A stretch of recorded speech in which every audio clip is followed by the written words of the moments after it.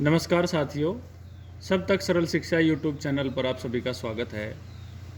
Geography की पिछली class में हमने कक्षा 6 का दूसरा चैप्टर ग्लोब अक्षांश व देशांतर रेखाएं डिस्कस किया, जिस लेक्चर में हमने अक्षांश रेखाओं के बारे में पढ़ा।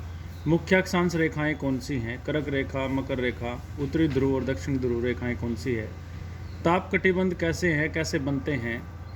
इसके बाद आज इस वीडियो में देशांतर रेखाओं के बारे में पढ़ेंगे और देशांतर रेखाओं का समय निर्धारण में किस तरह से जो है उनकी मदद ली जाती है या उनकी सहायता से कैसे समय निर्धारण किया जाता है, उसके बारे में आज हम डिस्कशन करेंगे। तो आइए देखते हैं देशांतर रेखाएं। देशांतर रेखाएं जैसे कि ग्लोब में एक काल्पनिक रूप से दिखाई गई रेखाएं हैं जो ऊपर से नीचे की ओर उत्तरी ध्रुव को दक्षिणी ध्रुव की ओर मिलाती हैं।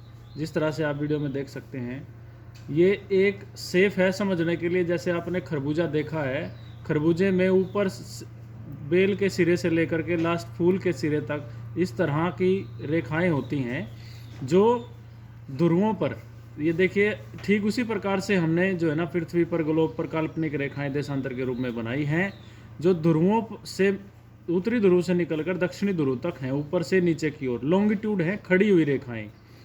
एक बिंदु पर 360 डिग्री का कोण बनता है, तो हमने लगभग पूरी 360 रेखाएं यानी 360 डिग्री हर एक एंगल पर एक देशांतर रेखाएं बनाई है पृथ्वी के जगहों को समझने के लिए। क्योंकि आपने अक्षांश रेखाओं में देखा है, समझा है। मान लीजिए आप देख भी सकते हैं कि प्रशांत महासागर का टोंगा द्वीप और हिंद महासागर का मॉरिस द्वीप एक ही देशांतर पर है। दक्षिणी ध्रुव में यहाँ पर 20 डिग्री पर प्रशांत महासागर का और हिंद महासागर के दोनों द्वीप एक ही अक्षांश पर है, लेकिन वो दोनों एक दूसरे से बहुत दूर है। कितनी दूर है, कहाँ है, इन सब चीज़ों को समझने के लिए देशांतर रेखाओं का ज्ञान होना बड़ा जरूरी है। ठीक उसी प्रकार से अगर हम अपने देश का उदाहरण दें, दिल्ली का अक्षांश और देशांतर जो है, मान लीजिए ये बिंदु दिल्ली है, तो यहाँ का जो देशांतर है वो 77 डिग्री 10 मिनट पूर्वी देशांतर, और ये अक्षांश जो है अक्षांश 28 डिग्री 7 मिनट अक्षांश है। जहाँ पर ये दोनों अक्षांश और देशांतर मिलते हैं, अक्षांश 28 डिग्री 7 मिनट, देशांतर 77 डिग्री 10 मिनट, वहाँ पर दिल्ली है। ये किसी भी जगह को समझने के लिए ज़रूरी है। जो वायुयान है वो इसको देख करके इसके हिसाब से चलते हैं, मिसाइल है इसके हिसाब से चलती है, और भी बहुत सारी चीज़ों का निर्धारण किया जाता है गूगल मैप के ज़रिए या मैपिंग रीडिंग जो भी है वो देशांतर और अक्षांश रेखाओं के द्वारा ही समझा जाता है। ये जो देशांतर रेखाएं हैं जहाँ से शुरू होती है वहाँ इनके बीच बहुत कम दूरी है, और धीरे धीरे बीच में भूमध्य रेखा के आसपास इनके बीच की दूरी बढ़ जाती है, और फिर दक्षिणी ध्रुव तक इनके बीच की दूरी फिर कम हो जाती है और ध्रुव पर जा करके ये मिल जाती है। जो सबसे मुख्य प्रधान देशांतर रेखा है उसको हम प्रधान या प्रमुख यामोत्तर कहते हैं, जो 0 डिग्री पर है। यह है ब्रिटेन की वेधशाला, राजकीय वेधशाला जो ग्रीनिच से होकर गुजरती है, इसको हमने प्रधान देशांतर रेखा मान लिया। अब इसने पृथ्वी को 2 गोलार्ध में बांट दिया, इधर पूर्वी गोलार्ध और इधर दक्षिणी गोलार्ध, पश्चिमी गोलार्ध। पूर्वी गोलार्ध में भी 180 डिग्री तक यानी 180 रेखाएं हैं 0 से शुरू होकर के, और पश्चिम में भी 180 देशांतर रेखाएं हैं। 180 प्लस 180 ये 360 देशांतर रेखाएं कुल बनाई गई हैं।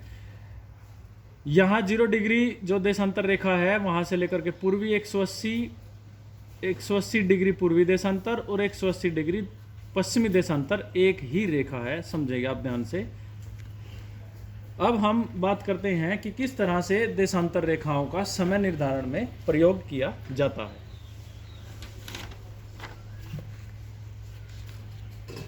,360 डिग्री जो हमारी पृथ्वी है एक घूमती है, एक चक्कर लगाती है 24 घंटे में, लगभग 24 घंटे में एक चक्कर लगाती है, या हम ऐसे कह सकते हैं 24 घंटे में 360 डिग्री हमारी पृथ्वी घूमती है। और 1 घंटे में अगर हम अनुमान लगाएं तो 360 को 24 से अगर हम भाग देंगे तो वो आएगा 15 डिग्री। यानी 1 घंटे में पृथ्वी जो है 15 डिग्री देशांतर तक जो है मूव करती है, मूवमेंट करती है। अब इसको हम और सरल भाषा में समझेंगे कि भाई 15 डिग्री देशांतर जो है 15 डिग्री देशांतर पृथ्वी को मूव करने में लगते हैं 1 घंटा। 1 घंटा यानी 60 मिनट लगते हैं, 60 मिनट। तो ठीक उसी प्रकार से 1 डिग्री देशांतर मूव करने में लगेंगे 60 मिनट को हम 15 से भाग देंगे 4 मिनट। अर्थात हम समझ पाए कि पृथ्वी को 1 डिग्री मूव करने में, देशांतर 1 डिग्री मूव करने में 4 मिनट का समय लगता है।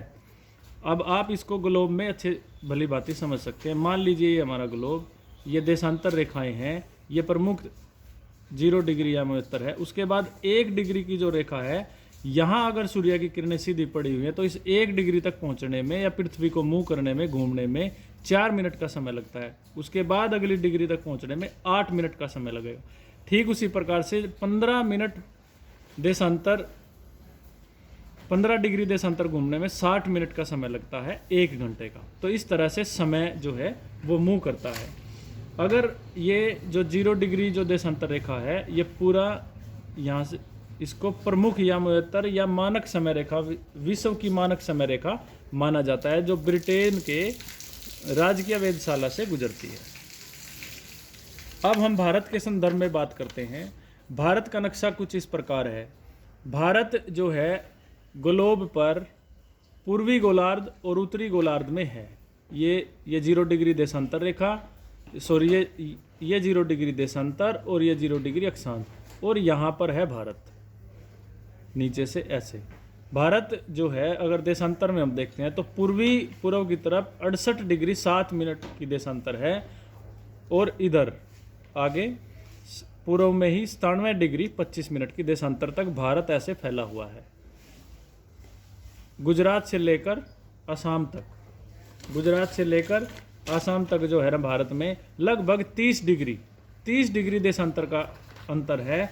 68 डिग्री 7 मिनट से लेकर के 97 डिग्री 25 मिनट तक, ये लगभग 1 घंटा 45 मिनट का इसमें अंतर है। 1 घंटा 45 मिनट यहाँ से यहाँ तक लगते हैं। 30 डिग्री में 1 डिग्री में समय लगता 4 मिनट, 30 डिग्री में लगेगा 120 मिनट। 120 मिनट का मतलब हुआ 2 घंटे। इसका मतलब ये हुआ कि इस देशांतर से लेकर के इस देशांतर तक, भारत के गुजरात से लेकर के और आसाम तक 2 घंटे का अंतर हुआ।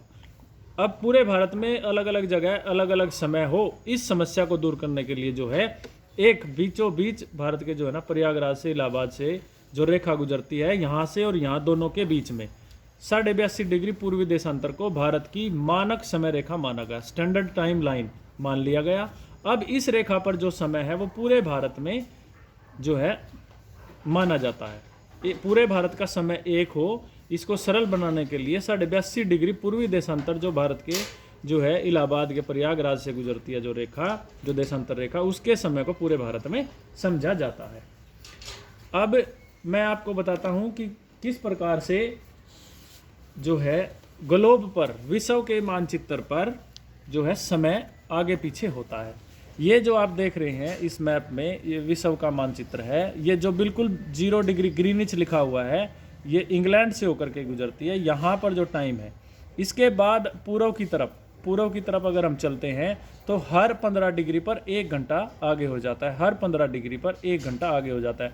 उसी प्रकार से यहाँ माइनस में 1 घंटा पीछे चलता है, क्योंकि आप जानते हैं पृथ्वी जो है पश्चिम से पूर्व की ओर घूमती है। यहाँ पर ये भारत है। भारत का जो समय है वो विश्व के स्टैंडर्ड टाइम से जो 0 डिग्री ग्रीनिच है, जो 0 डिग्री प्रमुख या 75 है, वहाँ से 5.5 घंटे आगे है। ये कई बार प्रश्न पूछ लिया जाता है कि भारत का समय यहाँ से 5.5 घंटे आगे क्यों है, क्योंकि जो विश्व का जो समय है वो 0 डिग्री देशांतर है और भारत का जो समय है वो 82.5 डिग्री देशांतर है। आप इसको समझिए, 82.5 डिग्री को अगर हम 4 मिनट से मल्टीप्लाई करते हैं, 4 5 20, 0 2 4 दूनी 8 और 2 0, 4 8 32 और 1 33, 330 मिनट। 330 मिनट को अगर हम 60 से भाग करते हैं तो जो है ना 3300 मिनट को अगर हम 60 से भाग करते हैं तो 6 पंजे 30 और 6 × 18, 5.5 घंटे। देखिए आप समझे, ये इंग्लैंड का समय है। मान लीजिए जब यहाँ सुबह के 12 बजे हुए हैं तो यहाँ 5:30 बजेंगे, दोपहर बाद के 5:30। अगर यहाँ पर 1 बजा हुआ है तो यहाँ 6:30 बजेंगे। मान लीजिए अगर क्रिकेट चला हुआ है, क्रिकेट का मैच इंग्लैंड में चला हुआ है और वो वहाँ के समय के हिसाब से शुरू होता है प्रातः 7 बजे, तो भारत के समय के अनुसार जब वो होगा 12-12:30 बजे दोपहर के हिसाब से हम यहाँ मैच देख सकते हैं, और वो इंग्लैंड में शुरू होगा 7 बजे। तो इस प्रकार से हर देश का समय आगे पीछे होता है, वो डिसाइड करती है देशांतर रेखाएं। तो इस प्रकार आपने इस वीडियो में देखा कि देशांतर रेखाएं क्या हैं। 360 देशांतर रेखाएं हैं, हर एक एंगल पर एक देशांतर रेखा है। भारत का मानक समय कैसे है, विश्व के मानक समय से वो कैसे दूर है। एक देशांतर रेखा से दूसरी देशांतर के बीच में 4 मिनट का समय लगता है। आप समझे कि पृथ्वी जो है वो घूमती है पश्चिम से पूर्व की ओर। तो आपने इस पूरी वीडियो में हमारे पिछले और इस लेक्चर में समझा कि ग्लोब क्या है, अक्षांश रेखाएं क्या है, देशांतर रेखाएं क्या हैं और उनका क्या प्रयोग है। अगर इससे संबंधित आपका कोई डाउट रहता है तो हमारे इस YouTube चैनल के वीडियो के कमेंट में आप लिख के भेज सकते हैं, या हमें पर्सनली फ़ोन नंबर पे पूछ सकते हैं। धन्यवाद।